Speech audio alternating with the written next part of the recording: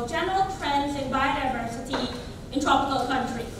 But before we can talk about trends in anything, we must first know what it is that we're measuring, and we must know where it's found. If not, we can't find it to measure.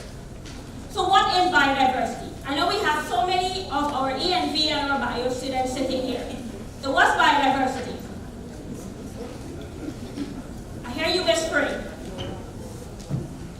Anybody? Flora and fauna. Any other question? Any other answers? So biodiversity is the variability among all living things found on Earth. And it includes organisms from all sources.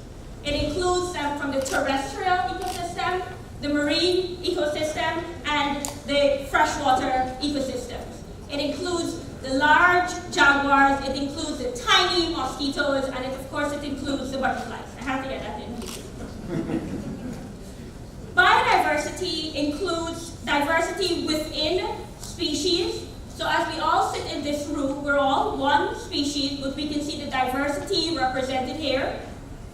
It's between species, so it's us and any mosquitoes and any ants you may still have on your sandwich from lunch. And it's ecosystems. So we have our mangrove ecosystems, we have our forest ecosystems, we have our savanna ecosystems, and so many other ecosystems present just here in Guyana. So we know what's biodiversity. So your answer about flora and fauna was right on the mark, but it just includes all the other little things. So where is this biodiversity found? I gave you a clue just now. We're found. So it's everywhere. Biodiversity is found everywhere. But what is amazing about the tropics is that most of the terrestrial biodiversity is concentrated within the tropics.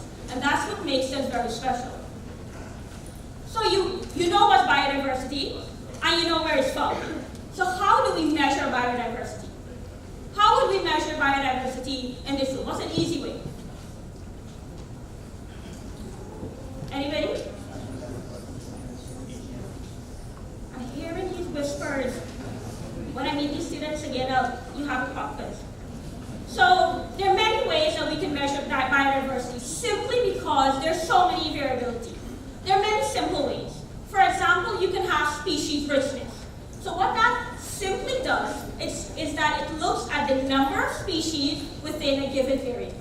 So here we can count the amount of Homo sapiens, all the humans, and we can count all the mosquitoes, or we can count all the ants that are found. Right? And that's your species richness for the room. You can look at just the abundance of one particular organism. You can probably look at the functional groups. So the parasites, the pollinators, the predators, the prey. So you're looking at their interactions with the environment and with each other. So, as I said, there's so many ways to measure biodiversity. But one way that is actually very well known is for a population indicator. It's called the Living Planet Index.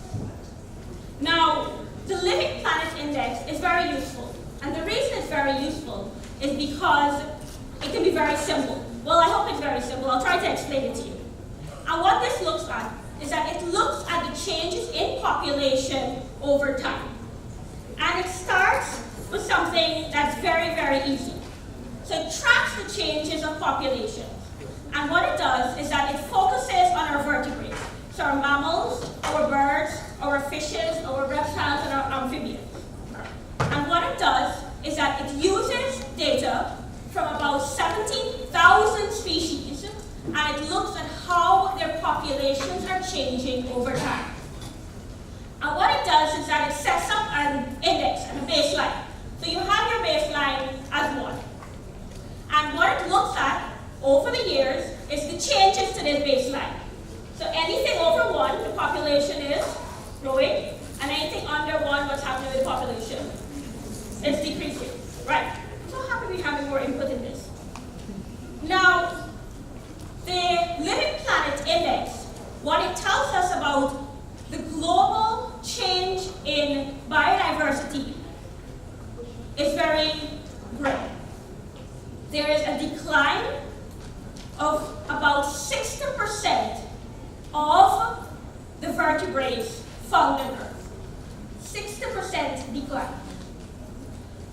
And it's an even sadder state of affairs when we think of Central and South America and the Caribbean, because there are decreases with some populations of almost 89%.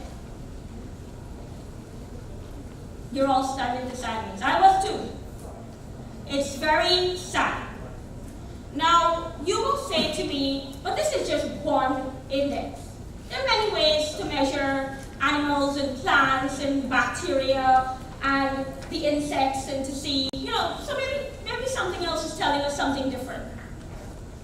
So we can look at the species habitat index. So that tells us about the distribution of our animals or our plants. It tells us, where they're from. Guess what that's telling us about the populations? Increasing or decreasing? What do you think? It's decreasing. Okay, let's look at another one. We can look at the IUCN Red List Index. So this is telling us about the risk for extinction. What do you think that's telling us about?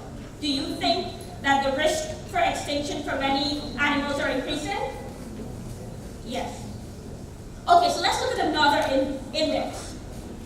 We can look at the Biodiversity Intactness Community Index.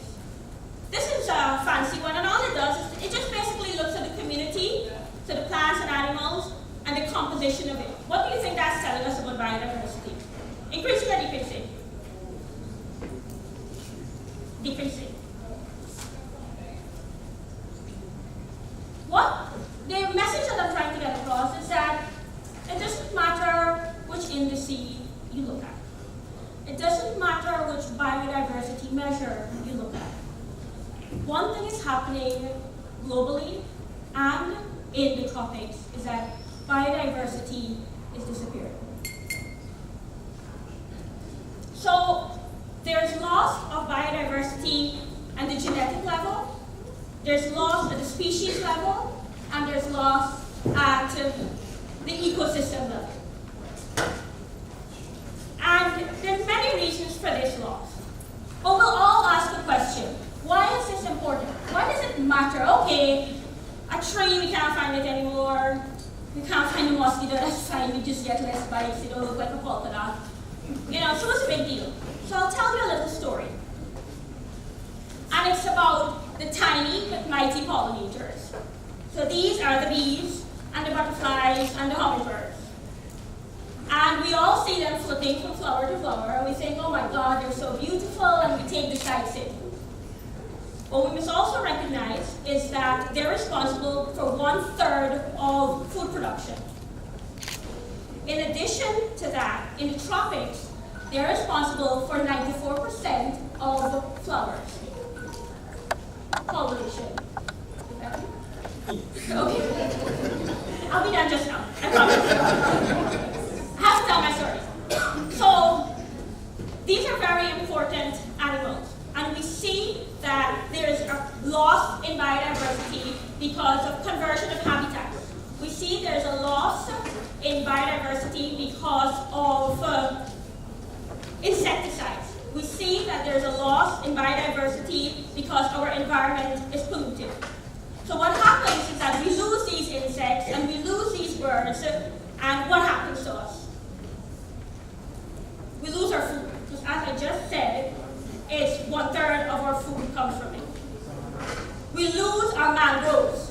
What happens when we lose our mangroves? Because these are the pollinators for our mangroves. We're flooded over. And in addition to that, we lose everything that is connected to these insects in the web of life. And as we lose those insects, we basically lose your ecosystem. And that is what is happening with biodiversity globally and in the tropics. Thank you.